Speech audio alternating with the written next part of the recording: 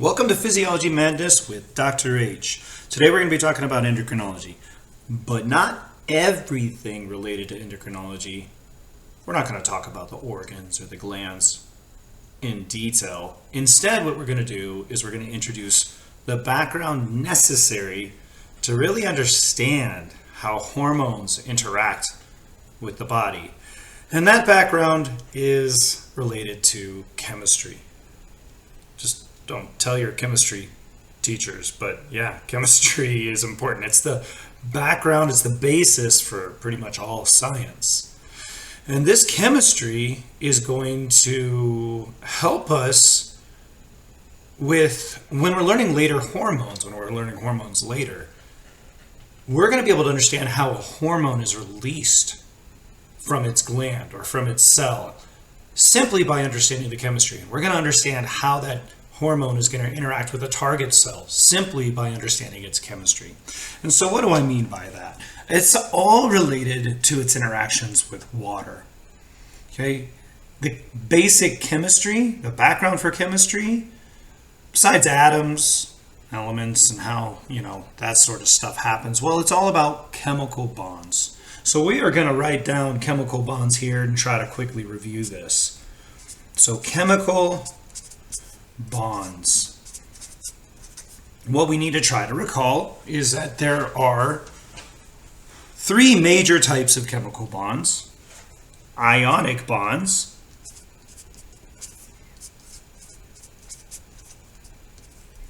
covalent bonds, and hydrogen bonds.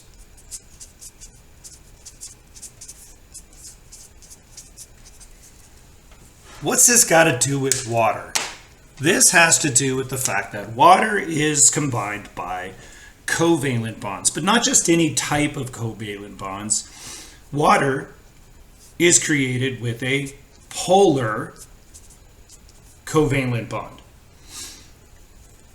I'll make other videos to help you understand polarity, non-polarity. I'll talk about how we have electronegativity and it creates sumo wrestlers, but right now we don't want to focus on all that. We just want to learn that water is polar, and polarity tells us something is charged. Okay, it's separated from one another. Something that's polarizing, it's separated. The North and South Pole are separated. So in water, the charges are separated, which makes water like a magnet, where one side has a relative positive charge and the other side has a relative negative charge.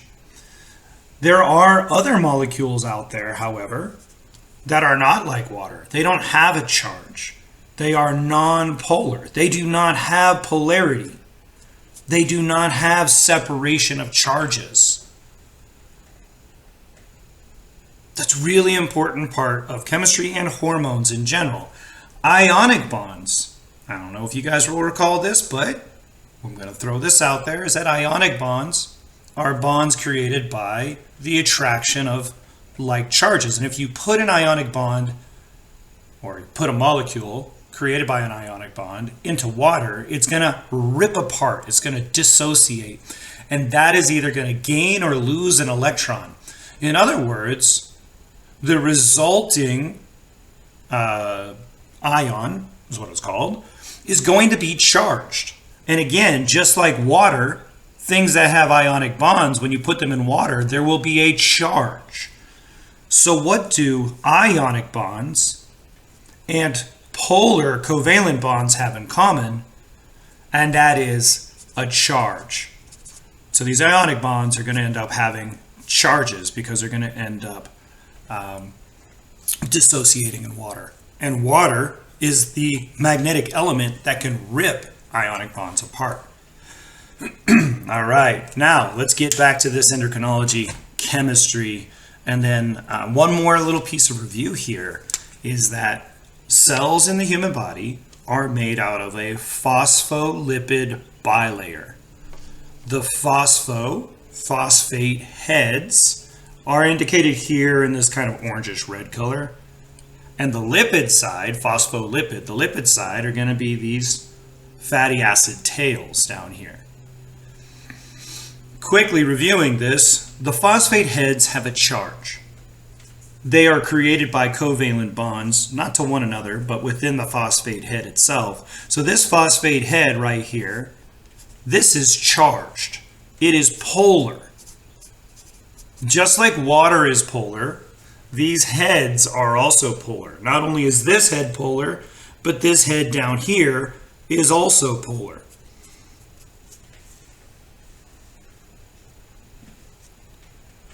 How this helps us understand how hormones interact with water is that if water is like a magnet, there's a plus side and there's a minus side. Therefore, anything else that has a charge can interact with water. So if I have a polar head, this is known as water soluble. It can interact with water. Versus something that is nonpolar. Hopefully I'm reviewing this fast, but not too fast for some of y'all. If I have a nonpolar side, like a fat, like a steroid, steroids made out of cholesterol, like oil, do oil and water mix? Absolutely not. Okay? These fatty acid tails right here are nonpolar. And therefore, they are not water soluble. They don't have charges. And therefore, they're going to be afraid of water. We call this lipophobic. What do we call this? If I have a nonpolar molecule, they are I said lipo, haha, see, we all make mistakes. They are hydrophobic. Hydrophobic tell us that it is water fearing. Nonpolar molecules are not water soluble. Instead, they are lipid soluble. They are lipophilic. So these guys here are lipid soluble. All right. How does that help us? We always want to try to understand how it can help us. But before we get into that, I want to get one quick analogy out of the way. Polar tells us it can interact with water. Nonpolar tells us it cannot interact with water. And an analogy that helps, I think, everybody, it certainly helps me, is that a phospholipid membrane is like a peanut butter sandwich. Can water interact with bread? Yes, it can. But would water be able to pass through the peanut butter without help? Not very easily, right? What this means is that if something has a charge, similar to water, if anything is polar, it can interact with the polar heads, but it cannot pass through the nonpolar tails. Alternatively, if something is lipid soluble, if we have another chemical or another hormone that is lipid soluble, it can pass through, due to diffusion, due to the power of kinetic energy, it can pass through these polar heads, and then it can continue to pass through the peanut butter core. Peanut butter can interact with peanut butter, but peanut butter and bread don't mix very well, right? You spread it on the bread. So these are my analogies. They help my brain quite a bit. So now when we look at a cell here, this cell is made up of a phospholipid bilayer. And if we had a polar molecule to come along, this polar molecule would attempt to go into this cell. It would attempt to go into this cell, but because it's polar, it can only interact with the membrane. And then it cannot make it through the peanut butter core. Similarly, if this cell made a polar molecule, it would be able to interact with this side of the cell membrane, but it would not be able to leave the cell because it could not go through the peanut butter core. Whereas if we had a steroid, for instance, a steroid is a non-polar molecule. It is lipid soluble. And due to kinetic energy, when this steroid would make it down to this membrane, when the steroid comes down to this membrane, it can pass right through this membrane from an area of high to low using kinetic energy. So let's now get back to what we are trying to get to understand, which is how chemistry and receptor pathways interrelate, and it all has to do with these chemical bonds. Because there are different classifications of hormones. Hormones have three major categories of classifications. The first major classification of hormone, we can list them in any order, it doesn't matter. The first major classification is going to be a steroid. And what did we just learn about steroids? Is that steroids are non-polar. And therefore, they are lipid soluble. So if I had a non-polar hormone, such as testosterone,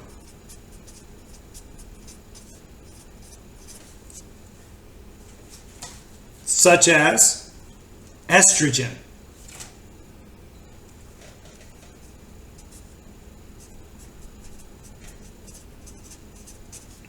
such as aldosterone.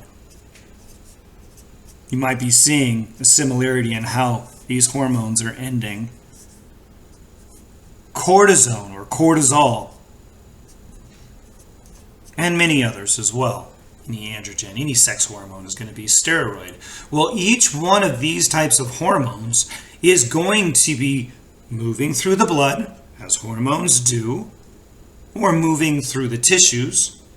And when these make it to the cell membrane, they're going to be moving from an area of high concentration to an area of low concentration. That didn't come through very well. Let's try that again. Okay, just trying to box this in for you so you guys can see.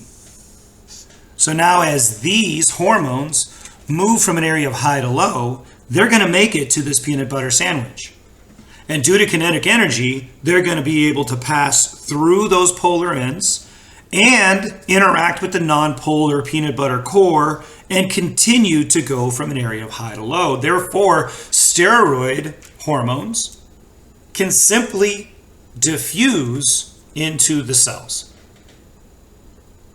And this plays a critical role in how they interact with the cell. They don't have to interact with proteins on the cell membrane. They're going to interact with inside of the cell. There's a number of different things that they can do inside of the cell, but the primary thing that they're going to end up doing is they can either interact with what's known as a intracytosolic receptor, some sort of receptor complex that's found inside of the cell. So we'll call this a cytosolic receptor. These cytosolic receptors can bind these steroids, and it's going to activate these receptors to do a job. In addition to being able to bind to cytosolic receptors here, these steroid hormones can just continue to diffuse into the cell. And as they do, what's a major organelle found inside of the cells of our body, most of the cells of our body? It's the nucleus. This down here is a depiction of the nucleus. And the nucleus stores what? Our DNA, our DNA, right? Our DNA. And DNAs encode for genes. In case this is a review for you, we need to make sure that we understand that DNA, these are the codes. This is the library. And the library, made up of all of these different recipes. The recipes are these genes, and the genes are basically the codes for proteins. So when we are thinking about DNA, a nice, quick, easy way to try to remember DNA and DNA function is that these are going to be the library, the recipes for proteins.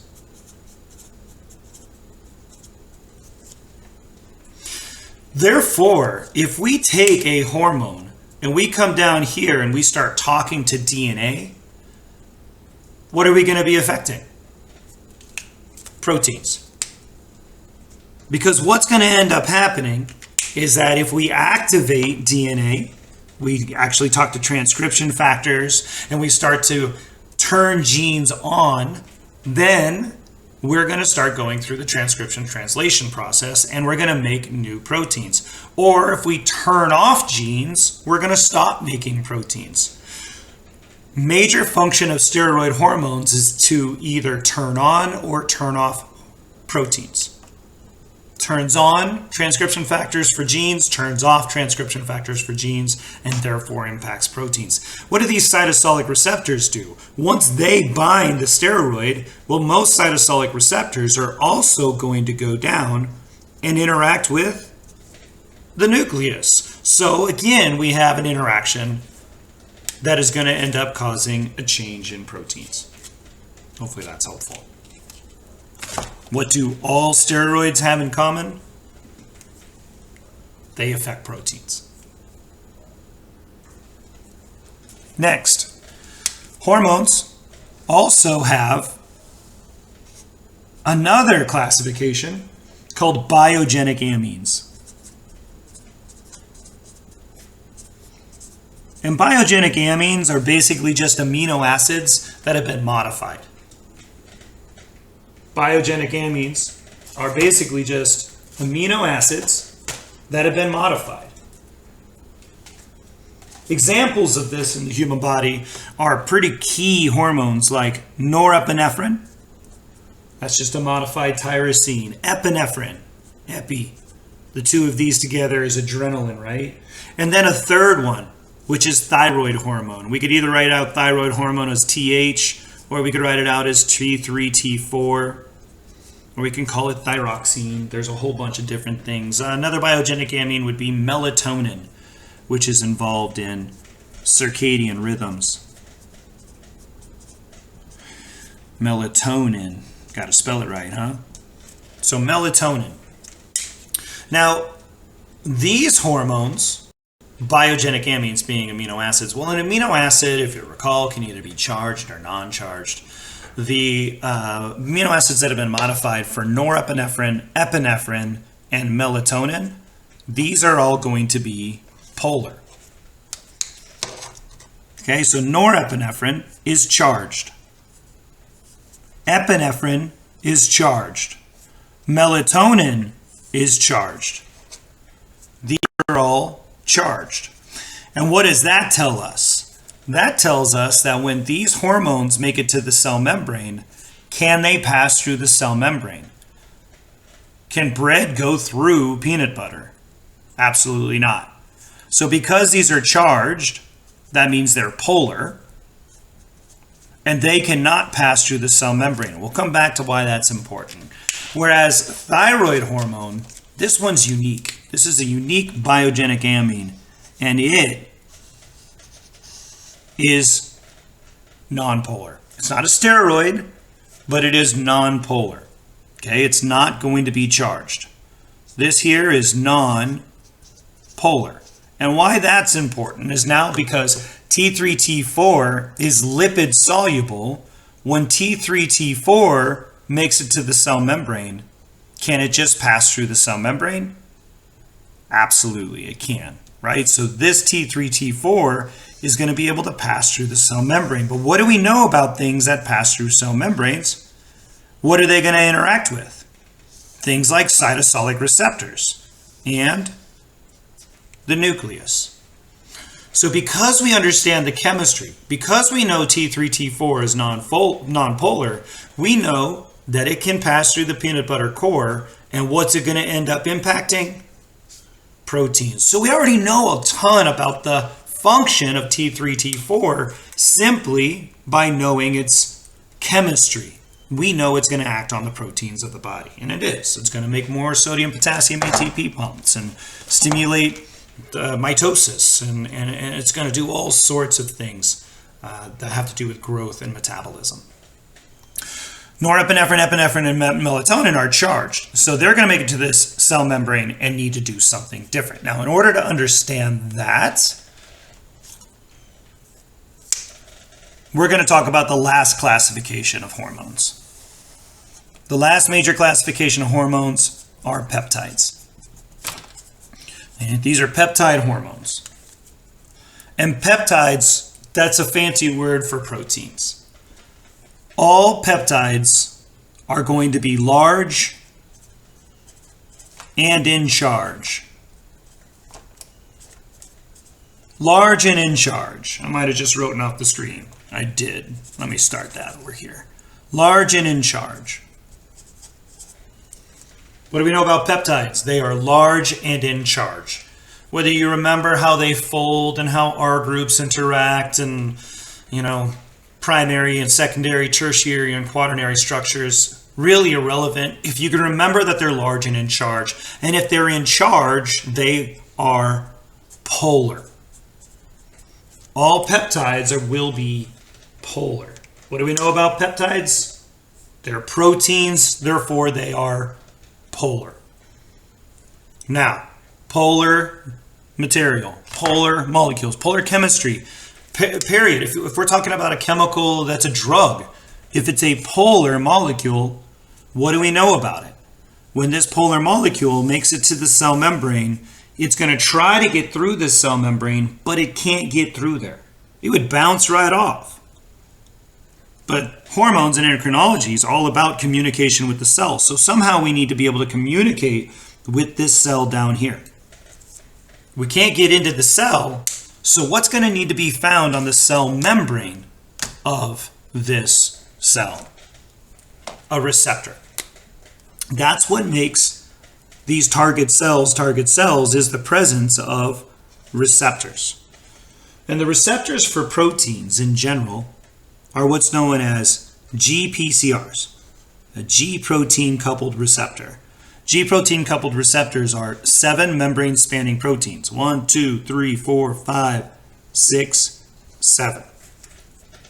Relevant, not relevant to what y'all need to learn. What is important is their name is GPCR,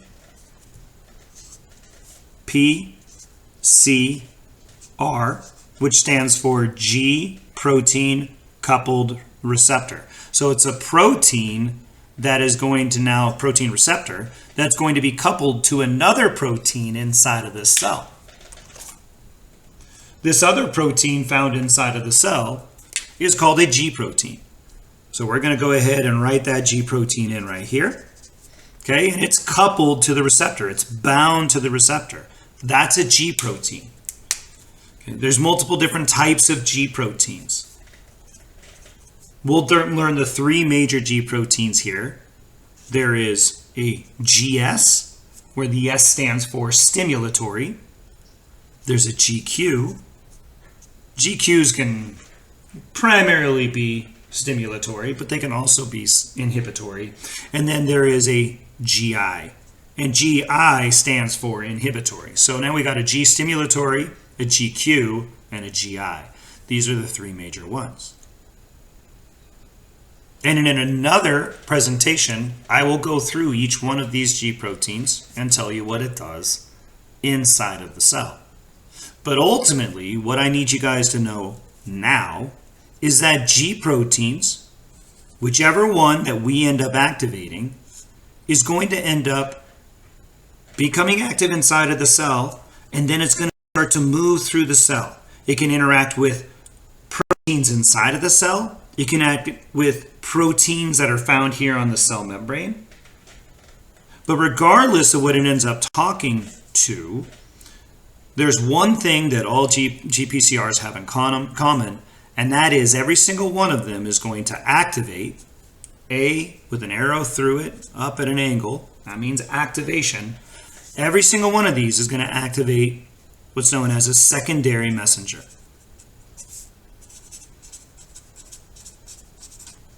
You don't know which one, messenger. You don't know which one, and it could be multiple secondary messengers. The list of secondary messengers that I think pretty much every professor wants their students to know is as follows. It could be cyclic AMP, cyclic GMP. Calcium is a secondary messenger. And then 2 other ones that are often associated with one another, which is DAG, which stands for diacylglycerol, and IP3, inositol phosphate. So these are secondary messengers that right now, just know they exist. Learn that these exist so that when we talk about peptides in the future, when we talk about specific hormones in the future, like insulin, well, insulin is a peptide hormone. And therefore, what do we know about insulin? It's polar. And therefore, what do we know about it? It's going to be secreted into the blood. And when it makes it to the target cell, it's going to have to act on a receptor found on the cell membrane. It's going to be called an insulin receptor. It's a type of tyrosine kinase receptor. And therefore, we're going to end up impacting the inside of the cell, although insulin doesn't really act with a GPCR, but it's still relevant. Other ones like growth hormone. Well, these are polar. The list is relatively long when it comes to these polar peptides. Most of the hormones in the body are. So things like ADH, glucagon,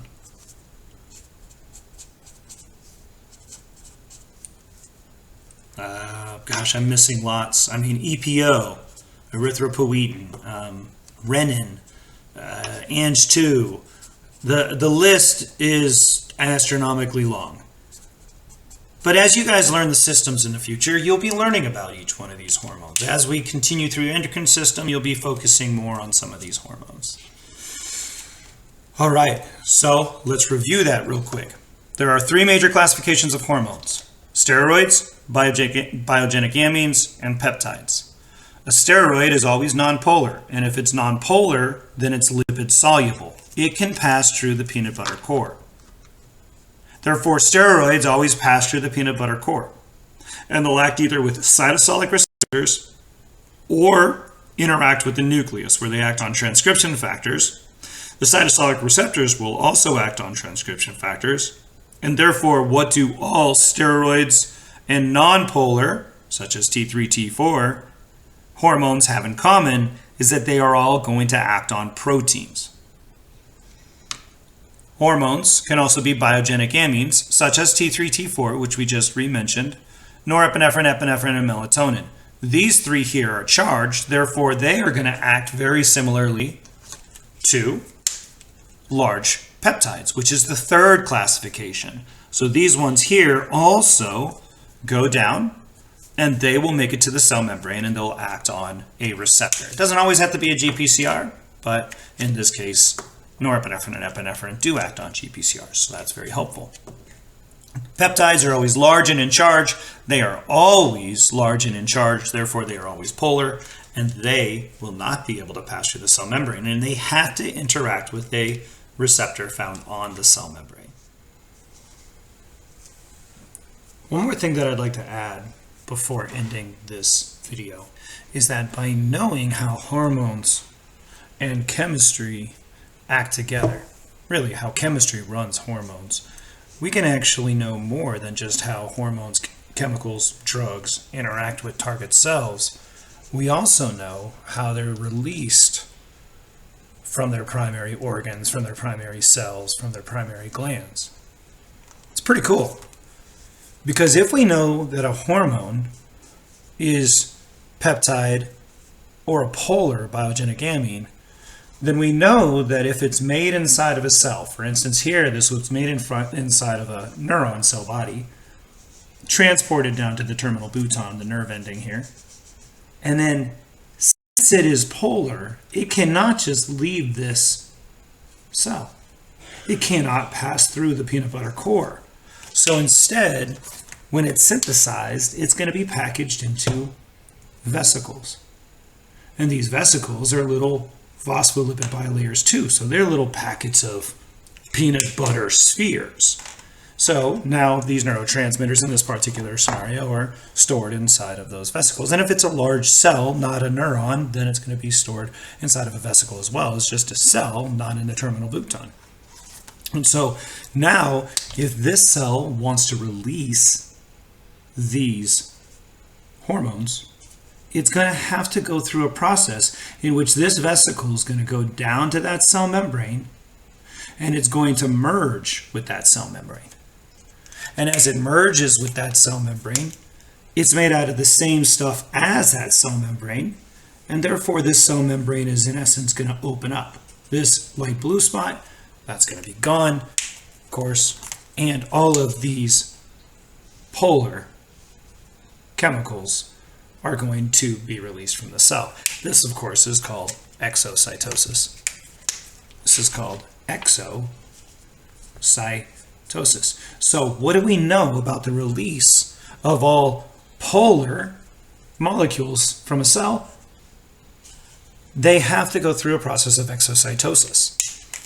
And then, if you recall, or if you're learning this for the first time, I'm going to add that exocytosis requires calcium for its process. You guys are going to learn later how that calcium gets into this bouton.